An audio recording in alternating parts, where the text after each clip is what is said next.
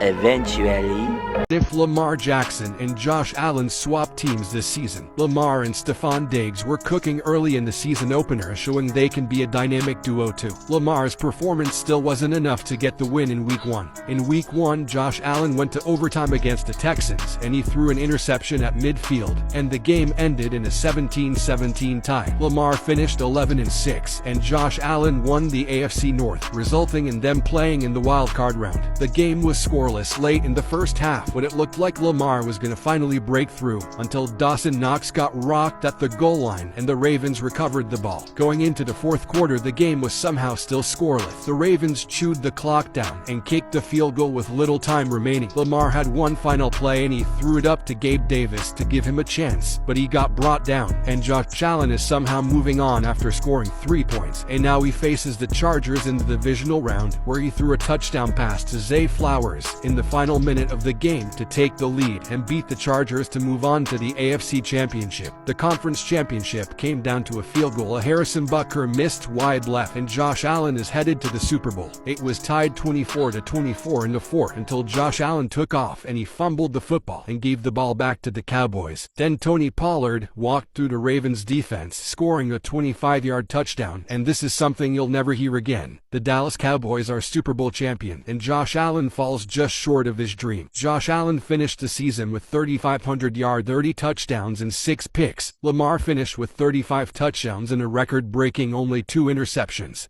A few moments later. If the Bears drafted Patrick Mahomes instead of Mitch Trubisky, Mahomes threw his first career touchdown pass to Allen Robinson to take the lead late in the fourth quarter. But some things never change, like Aaron Rodgers owning the Bears, so Patrick Mahomes lost his debut 17-14. Trubisky started his career off with the Chiefs horribly after getting strip-sacked and letting the Lions recover. He had a chance to redeem himself in the third quarter, but he threw probably the worst pass I've ever seen. Please tell me who this is supposed to be thrown to. There is not a single Chief in sight. After his horrible performance, Trubisky lost his debut. But in Week 3, Trubisky and Mahomes are facing each other. Money Mitch and Tyreek Hill were starting to catch fire late in this game, tearing up the Bears' defense, and the Chiefs were able to chew the clock to 0 and kick a game-winning field goal. I would say the better quarterback won, but that's just not true. At midseason, both teams were 3-4, and Money Mitch was trying to be the hero against the Broncos, but he got the ball stripped from him and costed the Chiefs the game, losing 28-24 to Case Keenum. Trubisky missed the playoffs going 5-12, and Mahomes missed the playoffs going 7-10. But on the bright side for Mahomes, he finished with 31 touchdowns and 4 picks, and won league MVP.